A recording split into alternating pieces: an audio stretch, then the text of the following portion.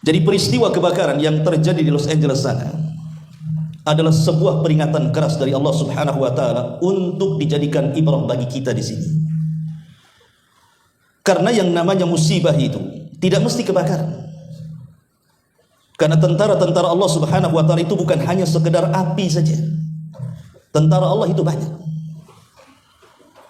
Tentara Allah itu bisa berupa air.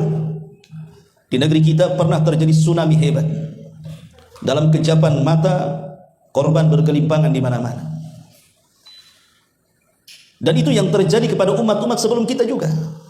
Bagaimana ada umat yang ditenggelamkan oleh air, seperti Fir'aun dan bala tentaranya. Atau seperti kaum Nuh alaihi salatu wassalam. Artinya air juga tentara di tentara Allah. Atau mungkin dalam bentuk angin. Atau mungkin kedua-duanya. Seperti yang terjadi di Los Angeles itu kan dua-duanya itu.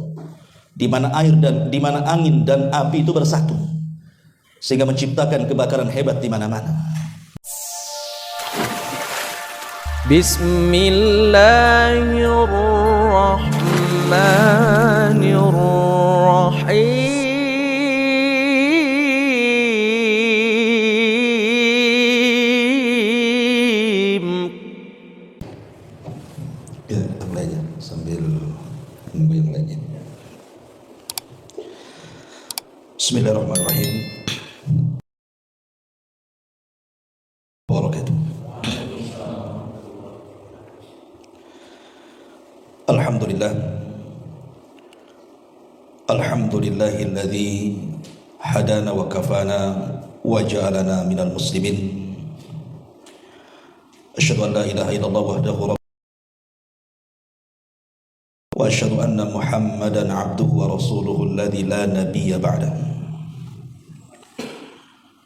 Faqala Allah azza wa jalla ya ayyuhalladzina amanu taqullaha haqqa tuqatih wa la tamutunna illa wa antum muslimun, amma ba'du. Hadirin kaum muslimin yang dimuliakan Allah Subhanahu wa taala. Alhamdulillah di malam hari ini kita bisa kumpul kembali di tempat yang insyaallah diberkahi ini. Tak lupa juga salawat dan iringan salam kita hadiahkan kepada Rasul kita Nabi besar Muhammad sallallahu alaihi wa ala alihi wasallam. Pembahasan di malam hari ini karena kita lihat di sosial media, kalau boleh dikata mungkin jadi sesuatu yang sangat viral tentang kejadian yang ada di Amerika sana, tepatnya di Los Angeles, California. Mungkin kita terbayang oleh siapapun negara yang paling kuat di dunia tidak sanggup untuk mencegah kebakaran yang luar biasa. Apakah ini sebuah azab yang Allah Subhanahu wa taala timpakan kepada mereka, ataukah hanya teguran keras saja yang Allah Azza wa Jalla hendak ditimpakan kepada mereka sebagai ibrah bagi yang lainnya? Karena ada sebagian orang-orang yang berkomentar,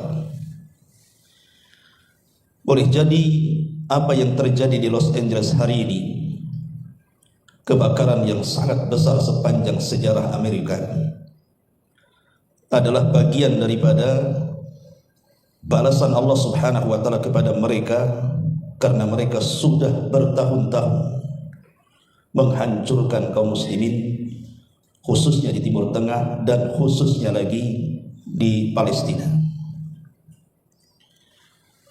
Apakah itu memang bentuk dari azab Allah Subhanahu wa taala sebagai pembalasan ketika kaum muslimin tidak sanggup untuk melawan, maka tangan Allah lah yang menghancurkannya? Ma'asyiral muslimin yang dimuliakan Allah Subhanahu wa taala, tentu kita harus melihat dari kacamata Al-Quran dan Sunnah. Begini ikhwatu fiddin yang dimuliakan Allah Subhanahu wa taala, Kalau seandainya Allah Subhanahu wa taala mengirimkan azabnya karena dosa hamba-hambanya, maka kita yang di sini juga akan terikut akan azab itu. Dan itu disebutkan di dalam Al-Qur'an, di mana Allah Subhanahu wa taala mengatakan dalam surah Fatir, "Walau yu'akhidullahu an-nasa bima kasabu ma taraka ala dhahriha min dabbatin." Dan kalau Allah Subhanahu wa taala menghukum manusia karena perbuatan dosa-dosa mereka, niscaya tidak akan ada yang ditinggalkan Allah di bumi dari makhluk yang melata sekalipun. Dan itu diulang dalam ayat yang lain, walau yu'akhidullahu an-nasa bi dzulmihim ma taraka 'alaiha min dabbatin walakin yu'akhiruhum ila ajalin musamma. Dan kalau Allah Subhanahu wa taala menghukum manusia karena kezalimannya, niscaya tidak akan ada yang ditinggalkannya di bumi dari makhluk yang melata sekalipun, tapi Allah menangguhkan mereka sampai batas waktu yang ditentukan. Artinya kalau ini disamakan dengan adab-adab umat terdahulu, kita lihat umat Nuh alaihi salatu wassalam, ketika Allah Subhanahu wa taala turunkan adab kepada mereka, tidak ada satu jiwa pun yang sisakan. Bahkan Nuh alaihi salatu wassalam sampai mengatakan, la tadhar 'alal ardi minal kafirina dayyara. Ya Rabb, jangan kau sisakan satu jiwa kafir pun yang hidup di permukaan bumi. Dan Allah kabulkan. Tidak ada satu manusia yang hidup karena bencana besar, banjir bandang yang diiringi tufan, sehingga Allah lenyapkan semua manusia kecuali yang di perahu Nuh alaihi salatu wassalam saja. Artinya ini kalau berupa azab dari Allah Subhanahu wa taala, tentu kita pun tidak akan tersisa di sini. Lalu kalau bukan azab namanya, berarti ini sebuah teguran keras. Ya, memang secara bahasa kita katakan azab, tapi bukan azab yang menyeluruh. Itu sebuah teguran keras dari Allah Subhanahu wa taala untuk diambil pelajaran bagi yang lain. Dari sini kita jangan pernah menganggap remeh dengan sebuah teguran Allah. Jangan kita katakan, ah itu kan menjauh di sana, ada di Los Angeles, California, Amerika sana, tidak sampai ke Indonesia. Siapa bilang?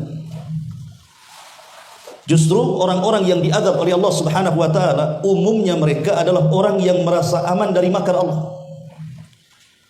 Makanya Allah Subhanahu wa taala berfirman, afa aminu makrallah fala ya'man makrallah illa alqaumul khasirun.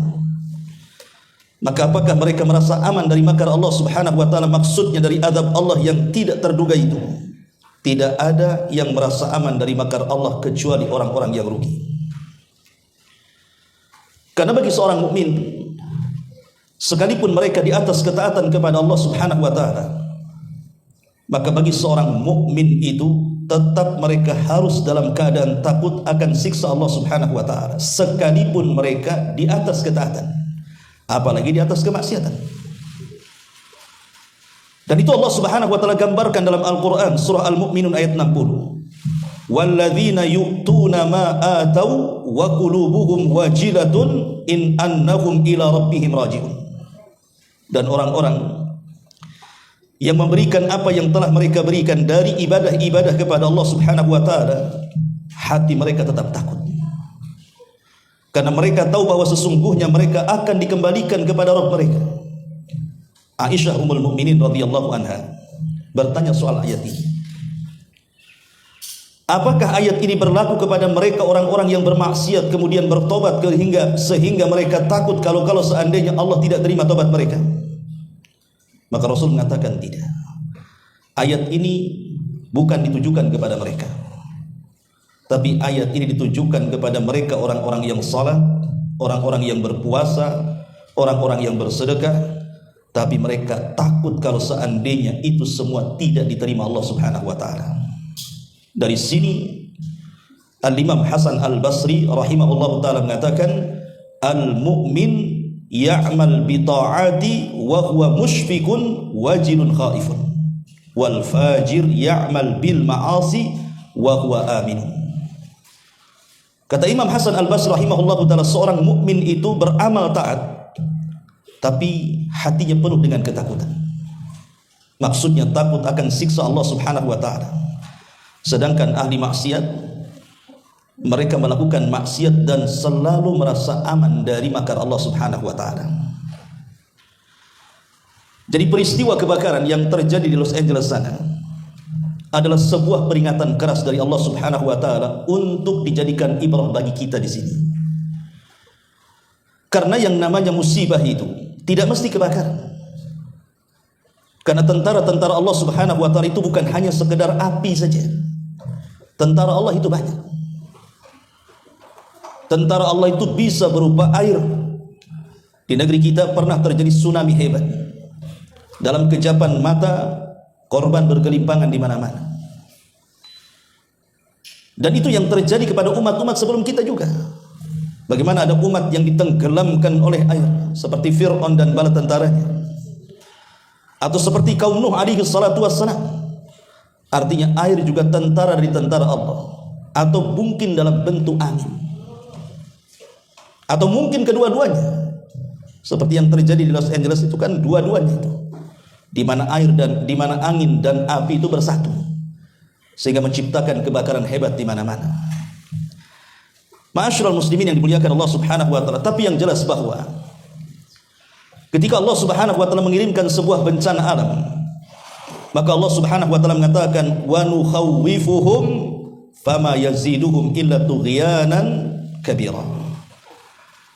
Dan kami mengirimkan itu semua dalam rangka menakut-nakuti.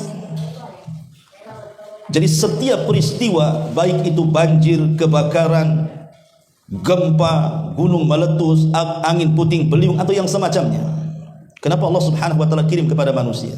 Allah katakan wa nukhawwifuhum bil ayati la'allahum yarji'un. Kami sedang menakut-nakuti Subhanahu wa taala agar mereka kembali. Dan Allah mengatakan wa manursilu bil ayati illa takhwifa. Dan kami tidak pernah mengutus tanda-tanda kuasa kami kecuali dalam rangka menakut-nakuti hambanya. Tapi masalahnya sudah banyak kejadian di sekeliling kita, tapi bukan membuat takut. Sebagaimana Allah mengatakan, "Fama yaziduhum illa tughyanan kabira." Tetapi yang demikian hanyalah menambah besar kedurhakaan mereka kepada Allah Subhanahu wa taala. Ma'asyiral muslimin yang dimuliakan Allah Subhanahu wa taala. Dahulu di zaman Nabi, ketika orang-orang Quraisy itu berusaha untuk didakwai oleh Rasul supaya mereka mentauhidkan Allah, masuk ke dalam Islam, agama tauhid, kebanyakan mereka menolak. Sehingga Nabi SAW berdoa kepada mereka dengan doa paceklik yang berkepanjangan. Sampai-sampai Nabi SAW mengatakan dalam doanya, "Ya Allah, berikanlah paceklik seperti paceklik yang pernah terjadi di zaman Nabi Yusuf." Itu doa Nabi. Karena Nabi yang berdoa mustajab. Betul-betul terjadi paceklik yang luar biasa, sampai sebagian mereka harus memakan kulit-kulit dedaunan dan akar-akaran karena tidak ada yang dimakan lagi. Kelaparan di mana-mana. Abi Sufyan yang ketika itu masih kafir datang kepada Nabi dan meminta kepada Nabi SAW dan mengatakan, "Ya Muhammad, bukankah engkau Nabi yang diutus sebagai rahmatan lil alamin, membawa rahmat bagi segenap alam semesta? Berdoalah kepada Allah Subhanahu wa taala agar paceklik ini dihentikan." Karena paceklik ini membuat orang lemah dan kelaparan, sampai ketika sebagian mereka melihat ke langit seolah-olah penuh dengan asap tebal di langit. Dari situ Allah Subhanahu wa taala turunkan ayat fartakib yauma ta'tis sama bidukhanin mubin yaghshan nas hadza adzabun alim rabbana kshif anna al-adzab inna mu'minun anna lahumudz dzikra wa qad ja'ahum rasulun mubin thumma tawallaw anhu wa qalu mu'allamun majnun. Maka tunggulah hari ketika langit membawa kabut yang sangat nyata yang meliputi manusia. Inilah azab Allah yang sangat pedih. Mereka berdoa, "Ya Rabb, kami lenyapkanlah dari kami azab itu, sungguh kami akan beriman." Bagaimanakah mereka dapat menerima peringatan padahal telah datang kepada mereka seorang Rasul yang membawa penjelasan Kemudian mereka berpaling dan mengatakan bahwa dia Muhammad hanya pengajar yang gila saja. Lah ketika paceklik terjadi di zaman Nabi SAW itu, kemudian Rasul berdoa, akhirnya kemudian betul-betul dihilangkan. Tetapi apa yang terjadi, bukannya mereka beriman kepada Allah Azza wa Jalla, justru mereka malah kufur dan tambah-tambah kufurnya. Jadi ada manusia itu yang ditakut-takuti oleh Allah Subhanahu wa taala. Mereka tidak takut. Boleh jadi mungkin kejadian yang terjadi di Los Angeles sana, bagi orang-orang yang ada di sana, mungkin mereka mengalami ketakutan yang luar biasa. Dan itu juga pernah dialami negeri kita dengan berbagai macam musibah yang terjadi di negeri kita. Harusnya semua ini menjadikan pelajaran bahwa Allah mengirimkan itu semata-mata sebagai teguran keras bagi mereka yang merasakan, harus mereka bertobat. Lah bagi kita yang tidak merasakan, jadikan itu pelajaran besar bahwa musibah itu bisa saja menimpa kita, karena tidak boleh kita merasa aman dari makar Allah Subhanahu wa taala. Wa makaru makran wa makaru makran wa makarna makran wallahu khairul makirin. Mereka manusia boleh berbuat makar, tapi kami punya makar, kata Allah, dan sebaik-baik makarlah makar Allah Subhanahu wa taala. Lalu apa penyebabnya? Kalau itu bukan sebuah pembalasan dari Allah Subhanahu wa taala karena Amerika sudah mendalangi semua peristiwa dan kejadian yang berlaku di Timur Tengah. Hancurnya Afghanistan, hancurnya Irak, hancurnya Suriah, kemudian Gaza dan segala jenis genosidanya. Maka ini kembali kepada ayat Al-Quran surah Ar-Rum ayat 41 dan 42.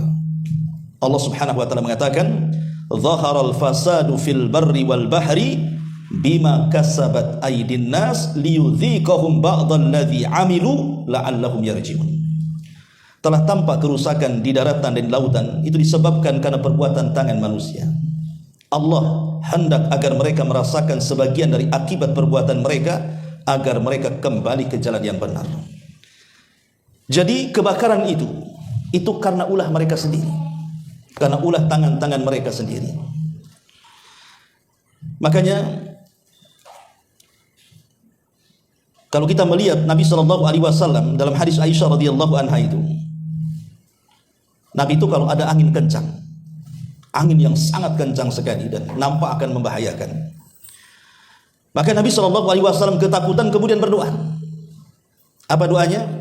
Allahumma inni as'aluka khairaha wa khaira ma fiha wa khaira ma ursilat bihi wa a'udzubika min syarriha wa syarri ma fiha wa syarri ma ursilat bihi. Itu doa Nabi. Jadi kalau ada angin kencang itu Rasul takut. Kemudian langsung menengadahkan tangannya ke langit dan mengatakan, "Ya Allah, aku meminta kepadamu akan kebaikan angin ini. Aku meminta kepadamu agar di dalam angin ini penuh dengan kebaikan yang akan membawa keberkahan kepada kami, dan aku berlindung kepadamu dari keburukannya, keburukan yang ada di dalam angin itu dan keburukan yang akan membawa bencana dari angin itu."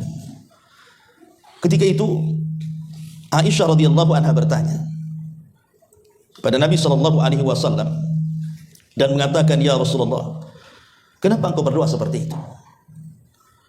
Maka Nabi SAW mengatakan, "Wahai Aisyah, sesungguhnya kalau ada angin yang lebat itu jangan pernah diremehkan.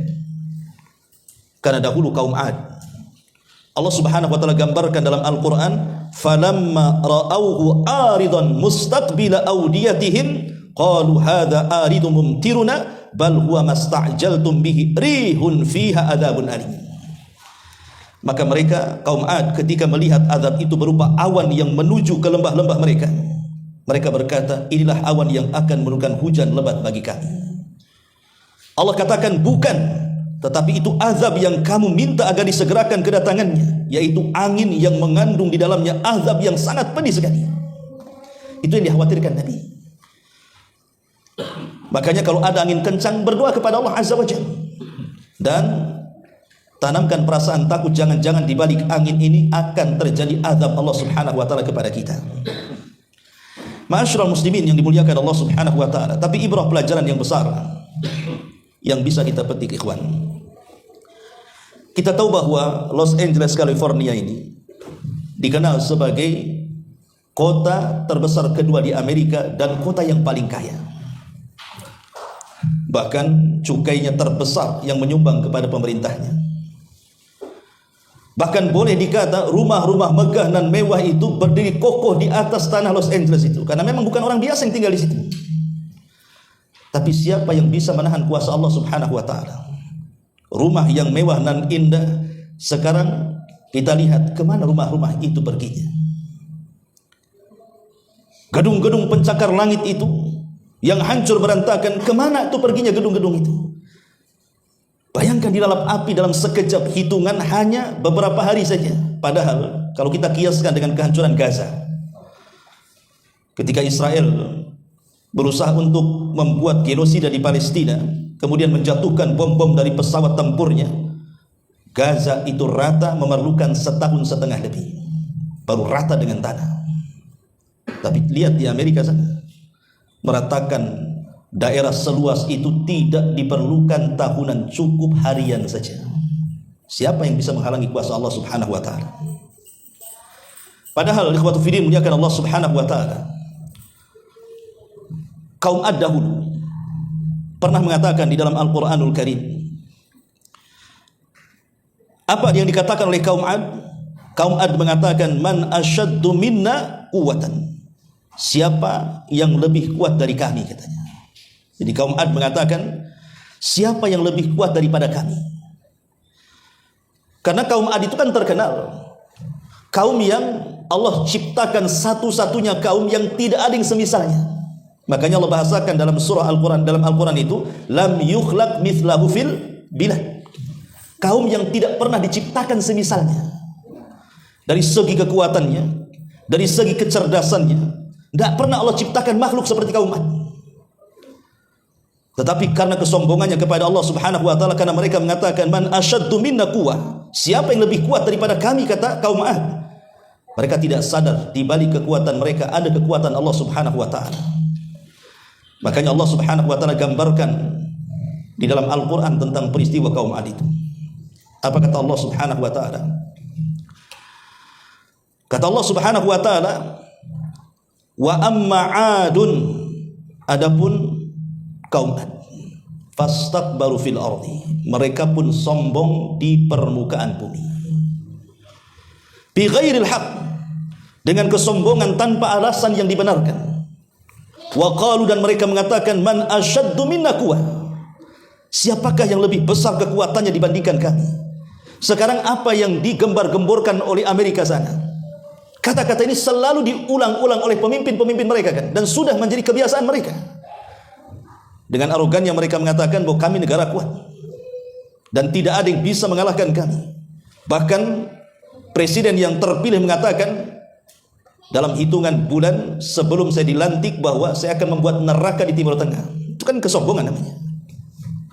Persis seperti kaum Ad. Dia merasa sombong seolah-olah dia bisa menjadikan neraka di Timur Tengah kan. Apa yang terjadi? Maka Allah mengatakan, awalam yaro annallaha alladzi khalaqahum wa asyaddu minhum quwwah. Dan mereka tidak memperhatikan bahwa Allah yang menciptakan mereka jauh lebih kuat dibandingkan mereka. Wa kanu bi ayatina yajhadun, dan mereka mengingkari akan tanda-tanda kekuasaan kami. Coba apa yang terjadi? Belum lagi dilantik, beberapa hari dari ucapan itu, ternyata Allah buat neraka jahanam di Los Angeles sana. Neraka jahanam dunia. Yang kalau kita lihat mereka membuat film-film Hollywood tentang kiamat itu, seperti itulah apa yang mereka filmkan. Terjadi dalam sebuah kenyataan kan. Lah kata-kata itu menunjukkan kesombongan. Dan Allah Subhanahu wa taala tidak suka dengan kesombongan. Makanya Allah kirimkan bencana yang sangat besar itu akibat ulah kesombongan mereka.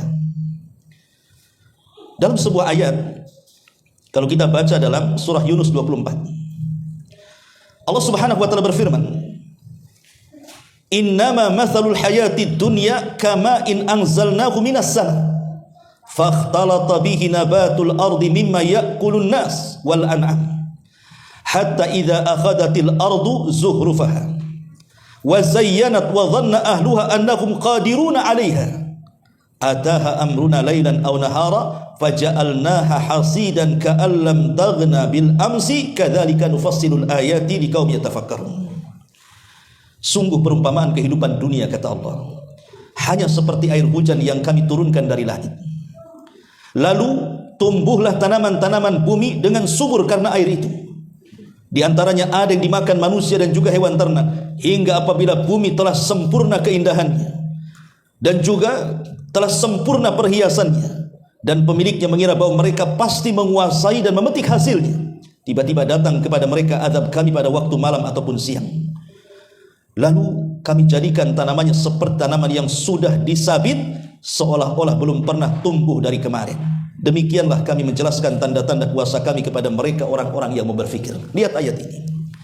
Ayat ini bisa diterapkan dengan peristiwa kebakaran yang ada di Los Angeles sana. Siapa yang mengira Los Angeles akan terbakar sedemikian hebatnya, yang belum pernah terjadi di negara-negara yang lainnya? Api yang asalnya dari atas gunung hutan sana bisa merambah ke perkotaan, padahal api itu kan biasa kebakaran di sana. Tapi siapa yang mengira tiba-tiba api itu melantakkan segalanya? Itu yang difirmankan di sini.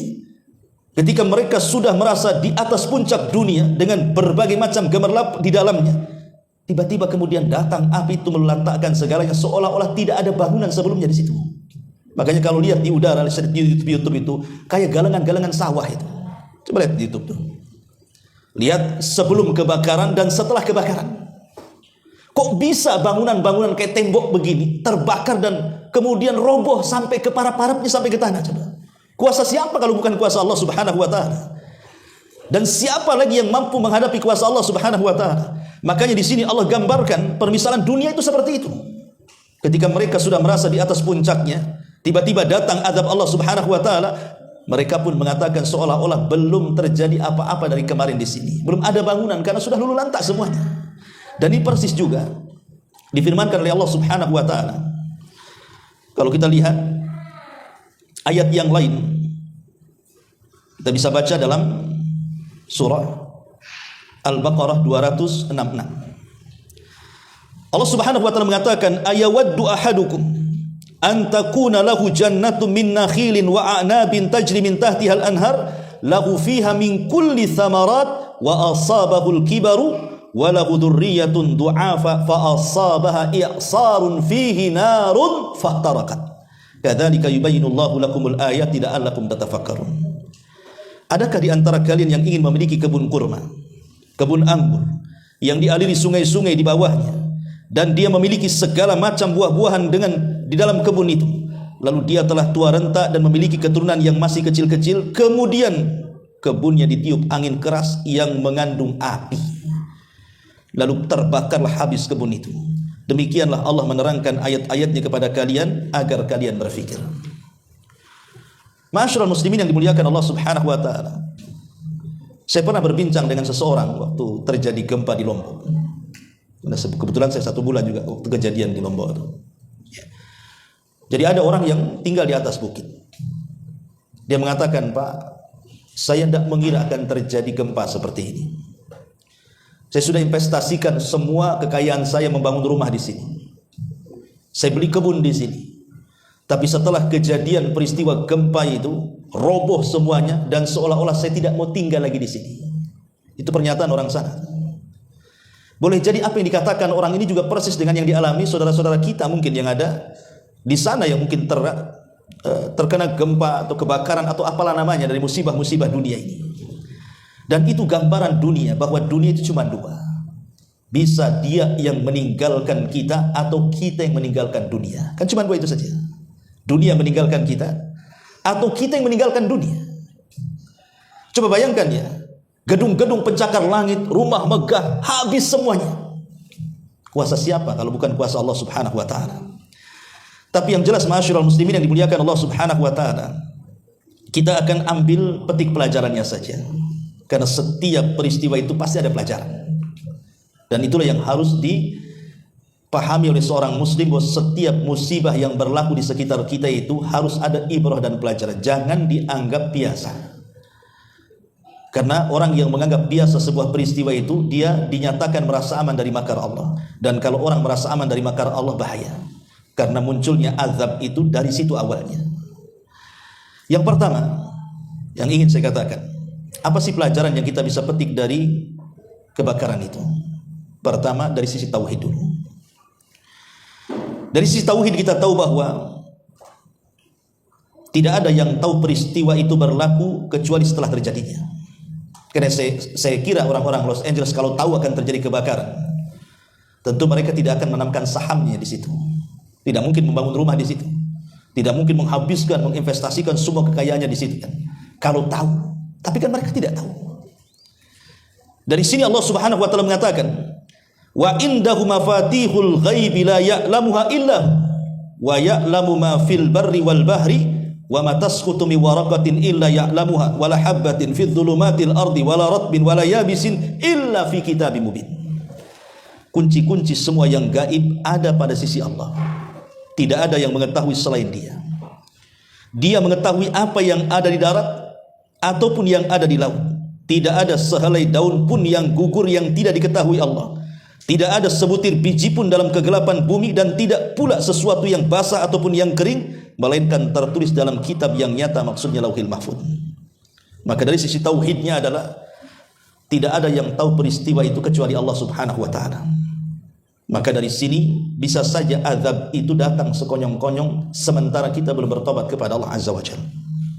Ini yang pertama, bahwa ayat ini mengajarkan bahwa manusia harus bergantung sepenuhnya kepada Allah Subhanahu wa taala. Yang kedua, bahwa angin yang kencang yang membawa api yang luar biasa itu.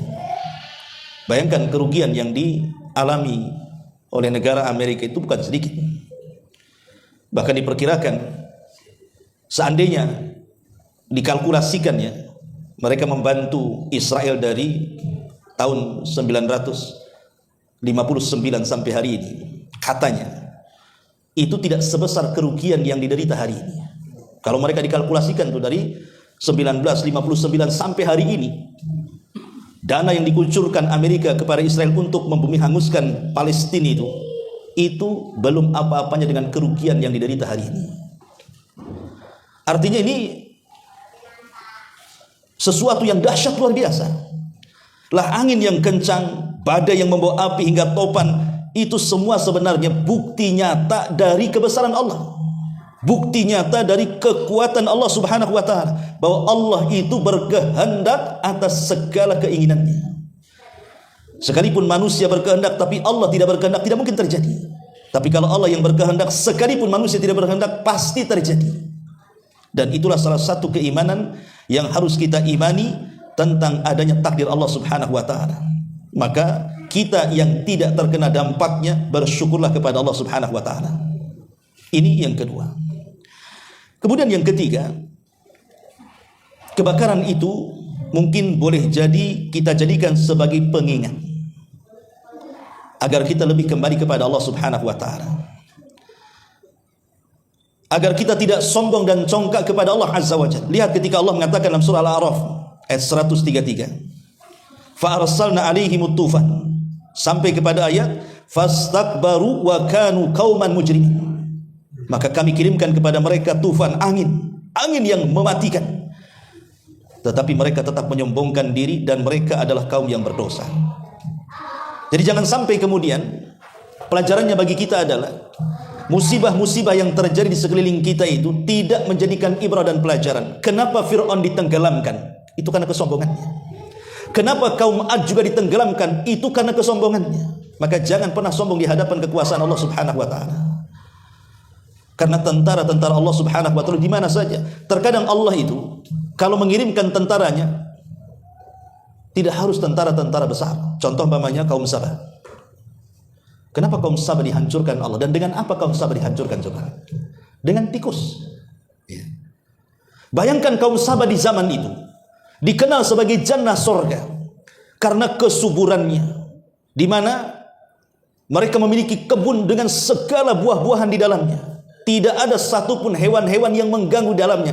Tidak ada ular, tidak ada kecoa, tidak ada kalajengking, tidak ada semut, tidak ada nyamuk, tidak ada apa-apa masuk ke dalam kebun itu.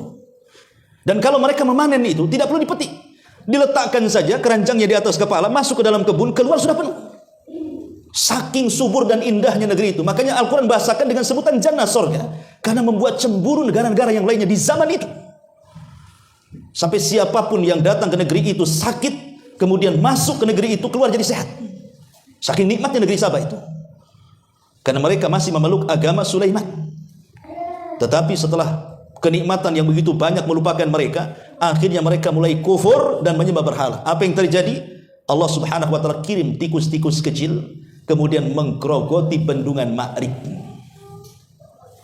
Digerogoti. Karena keasikan mereka dengan dunia, mereka lupa ngecek jembatan, mengecek bendungan-bendungan itu. Rupanya ketika satu kayu, kan bendungan zaman dulu kan bukan beton kayak sekarang.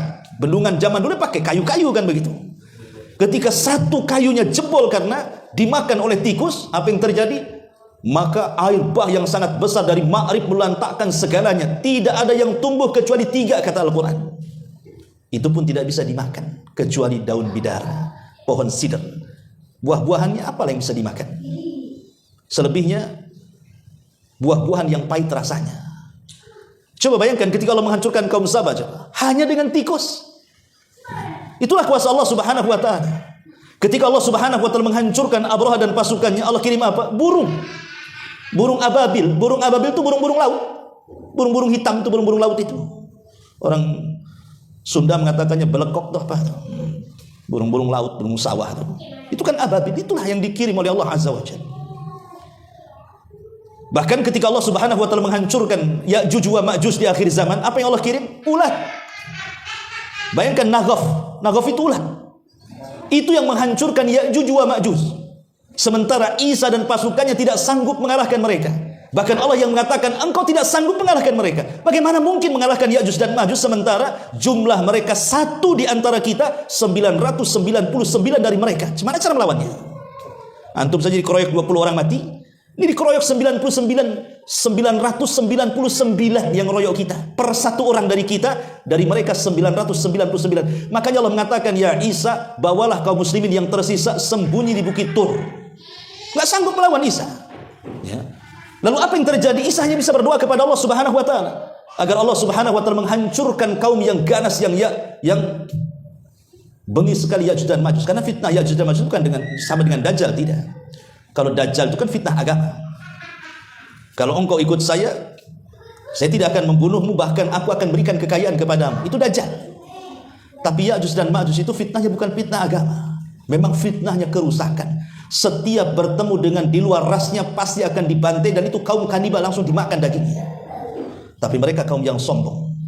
Setelah mereka menghabiskan di luar rasnya di atas permukaan bumi, kemudian mereka menatap ke langit dan mengatakan, qatalna man fil ardi sanaqtuluhu man fis sama. Kami sudah membunuh semua orang yang ada di bumi, sekarang di langit kami bantai, katanya. Maka sombong tuh, ya. Maka dengan kesombongan itulah Allah kirim apa? Tentaranya. Tentara Allah kecil, Naghaf, ulat. Ulat itulah yang menghancurkan Ya'juj wa Ma'juj. Jadi Allah subhanahu wa ta'ala memiliki tentara yang banyak, dan tidak perlu tentara itu yang besar-besar. Tidak perlu dikirim harimau, buaya, apalagi buaya darat. Jadi memang betul-betul Allah subhanahu wa ta'ala mudah menghancurkan siapapun yang hendak Allah hancurkan. Bagi Allah itu mudah. Makanya semua makhluk Allah yang di bumi ini bisa menjadi tentaranya. Air bisa menjadi tentaranya, api bisa menjadi tentaranya, angin bisa menjadi tentaranya. Segala yang ada di permukaan bumi itu adalah tentara-tentara Allah subhanahu wa ta'ala. Maka dari sini kita mengambil ibrah dan pelajaran bahwa kebakaran itu harusnya mengingatkan tentang kuasa Allah. Jangan congkak dan sombong, dan hindari kezaliman. Hindari kezaliman. Karena doa-doa orang-orang yang dizalimi itu bisa saja menjadi sebuah kenyataan, kan? Allah mengatakan, wala tahsabannallaha ghafilan amma ya'malu zalimun. Jangan kau kira Allah lalai dari doa-doa orang-orang yang kau zalimi. Seorang gubernur Madinah, Khalid al-Burmuki, di zaman Khalifah Harun ar-Rasyid, ditangkap dan dimasukkan ke dalam sel penjara dengan anaknya karena kasus korupsi. Akhirnya dicaci maki semua manusia di zamannya. Anaknya dalam penjara mengatakan kepada ayahnya Al-Burmuki dan mengatakan, wahai bapak, dulu kami di atas kemuliaan, manusia memuliakan, menghormati, memuji, dan begitulah kondisi kita dulu. Tapi sekarang kenapa mereka menghinakan kita dan kita masuk dalam kubangan penjara? Apa kata Al-Burmuki kepada anaknya? Ya bunai, da'watul madlum. Boleh jadi ini doa orang-orang yang kita zalimi semasa kita berkuasa. Boleh jadi ini doa-doa orang yang dizalimi yang melesat ke langit sana. Karena ingat bahwa doa-doa orang yang dizalimi, ikhwan, walaupun yang dizalimi itu orang kafir, tetap doa orang kafir yang terzalimi itu mustajab di hadapan Allah. Allah akan berdiri di samping orang yang dizalimi walaupun dia kafir. Bukan karena kekafirannya Allah berdiri di situ, tapi karena Allah tidak suka dengan kezaliman dan Allah suka dengan keadilan. Itu alasannya. Allah tidak suka dengan kezaliman, Allah suka dengan keadilan. Makanya kenapa azab itu bisa turun kepada kita? Jangan-jangan itu doa-doa orang yang dizalimi. Bisa saja kemudian melesat ke langit dan Allah kabulkan. Boleh jadi ketika mungkin orang-orang Palestina yang digenosida itu, mereka mengangkat tangannya ke langit dan mengatakan, Ya Rabb, tampakkan kekuatanmu, kami lemah di hadapan Amerika sana umpamanya. Bisa saja ini salah satu bentuk mustajab doa. Allah kabulkan doanya. Allah kirim bencana yang luar biasa. Tapi apakah kita harus berbahagia? Sehingga kita lihat kalau di komen-komen YouTube itu, wah kami senang dengan berita seperti ini. Kan banyak di komen-komen. Coba lihat di YouTube itu, di komen-komen itu. Sampai ada bahasa, saya tidak pernah merasa senang melihat musibah kecuali kebakaran di Los Angeles katanya. Itu baca itu hampir semua tuh komen-komen kayak gitu. Boleh nggak kita bahagia dengan seperti itu? Ikhwan, ya, kita harus duduki masalahnya. Bencana alam di Amerika itu bukan hanya terkena orang-orang kafir saja loh.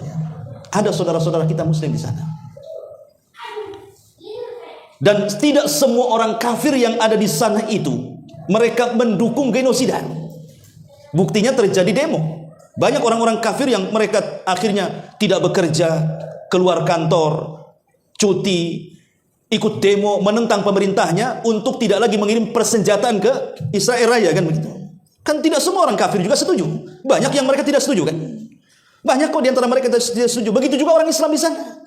Ada yang betul-betul muslim, memang mengecam tidak boleh ada pembantaian dengan saudara-saudara di Palestina. Tapi ada juga muslim yang jahat. Bahkan mereka berani bayar pajak untuk membantai saudaranya. Terikut dengan budaya orang-orang kafir di sana, kan? Kalau itu terjadi, musibah itu kepada mereka orang-orang kafir yang memang harbi. Ya, harbi itu maksudnya yang memerangi kaum muslimin, membantai kaum muslimin. Maka kita katakan kita senang dengan peristiwa ini. Kalau itu terjadi kepada orang kafir harbi, ya, kafir yang jelas-jelas melakukan genosida kepada saudara kita. Tetapi kepada orang-orang kafir yang mereka bukan harbi, mereka justru menentang, atau mungkin juga di situ ada kaum muslimin yang membela saudara di Palestina, kemudian terjadi seperti ini, apa kita bahagia? Kan tidak. Ya. Maka kita tidak boleh kemudian langsung menghukumi secara umum, kan itu. Wah, saya bahagia melihat kebakaran ini, katanya. Tidak pernah seumur-umur saya bahagia kecuali hari ini, katanya. Nggak bisa kita katakan seperti itu. Lihat siapa yang jadi korban dulu di situ. Karena secara umum yang namanya kemanusiaan itu, kita tidak menginginkan satu dunia ini ada musibah. Kita tidak menginginkan. Justru kita doakan mereka dapat hidayah, kan begitu.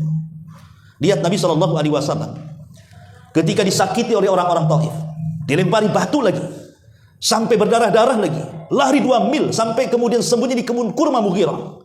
Ketika datang malaikat Jibril membawa 2 penjaga bukit, apa kata malaikat Jibril? Wahai Muhammad, di samping kiri kananku ada 2 malaikat bukit, tinggal kau perintahkan keduanya, maka mereka akan mengangkat 2 bukit untuk menghancurkan siapapun yang menentangmu. Tinggal kau perintahkan saja. Tapi Rasul mengatakan, Allahumma hdi biqaumin fa innahum la ya'lamun. Ya Allah, berikan hidayah kepada mereka, karena mereka kaum yang tidak tahu. Ya. Jadi harus dirinci, gitu maksudnya. Bahagia ya bahagia kalau terjadi kepada kafir harbi, kepada kafir yang memang membantai kaum muslimin. Tapi kepada kafir yang tidak seperti itu, atau di situ ada orang-orang yang beriman, kaum muslimin dari saudara-saudara kita yang hidup di negeri sana, tidak mungkin kita bahagia. Kasihan, yang ada kita bela sungkawa, kan begitu. Bagaimana kalau posisi mereka di posisi kita, kan gitu. Ma'asyiral muslimin yang dimuliakan Allah Subhanahu wa taala, ini kan di antara pelajarannya juga. Kemudian yang keempat, bahwa dampak keserakahan dan ketidakadilan terhadap alam ini juga salah satu pemicu musibah besar. Kenapa alam ini mengamuk? Karena perintah Allah Subhanahu wa taala. Karena Allah yang mengatakan wala tufsidu fil ardi ba'da islahiha. Dalam surah Al-A'raf ayat 56 Allah mengatakan, janganlah kamu berbuat kerusakan di bumi setelah Allah ciptakan bumi dengan baik. Dan Allah juga mengatakan wa ma kana rabbuka liyahlikal qura bidzulmihim wa ahluha muslihun.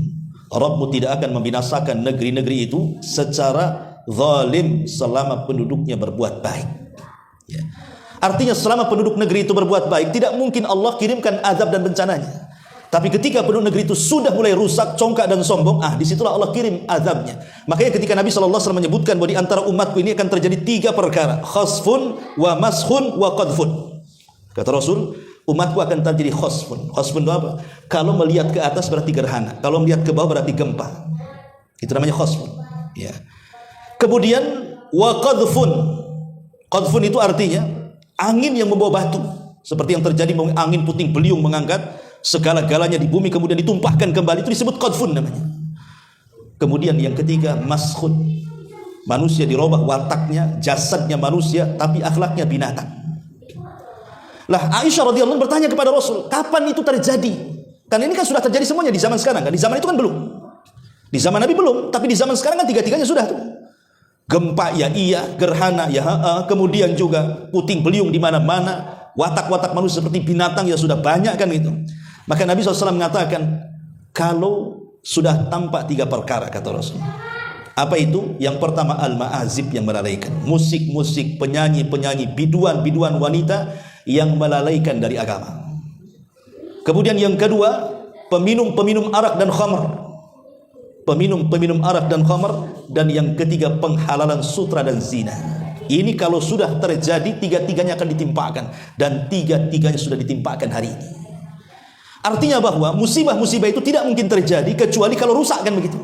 Karena umumnya musibah itu diturunkan oleh Allah karena maksiat.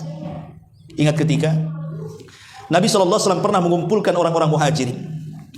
Kemudian Nabi SAW mengingatkan tentang 5 perkara. Apa kata Rasulullah? Ya ma'syaral muhajirin, khamsun idza tulitum bihinna wa a'udzu billahi an tudrikuhun. Wahai muhajirin, ingat 5 perkara. Kalau sampai 5 perkara menimpa kalian, a'udzubillah, kata Rasul, aku berlindung kepada Allah, jangan sampai menimpa kalian. Kata Nabi SAW, man lam tadharil fahishatu fi qaumin qad hatta tu'linu biha illa fasha fihim at-ta'un wal auja allati lam takun madat fi aslafihim alladhina madaw. Kata Nabi SAW, kalau sebuah fahisyah, ditafsirkan oleh syurahul hadis, fahisyah itu artinya perzinahan, LGBT, macam-macam yang sejenisnya lah, homoseksual, lesbi, atau kita katakan LGBT. Kalau sudah tampak yang zina, LGBT dan yang semacamnya, dan itu diberlakukan secara terang-terangan. Di zaman Nabi bukan tidak ada yang berzina, ada, tapi tidak terang-terangan. Makanya ketika ada seorang pemuda namanya Ma'iz datang kepada Rasul dan mengatakan, ya Rasul, zanaitu fatahirni, Rasul, aku sudah berzina, bersihkan aku. Artinya kan ada perzinahan di zaman Nabi, tapi kan tidak terang-terangan, orang ini ngaku sendiri. Tapi di zaman sekarang justru lokalisasi itu justru dilegalkan pemerintah kan. Antum bisa berzina itu baik online atau offline, bisa COD lagi. Bukan makanan aja COD, zina pun bisa COD hari ini. Terang-terangan itu. Belum lagi banci-banci kalengkongguan itu, pinggir-pinggir jalan, bang, itu kan banyak tuh. Ya. Ini kan terang-terangan ikhwatu fiddin. Bukan hanya malam, sekarang siang pun beroperasi itu. Apa yang terjadi? Maka Rasul mengatakan, illa fasha fihim ta'un, pasti akan ditimpakan penyakit ta'un, wal auja, dan penyakit-penyakit yang lainnya yang belum pernah ada sebelumnya.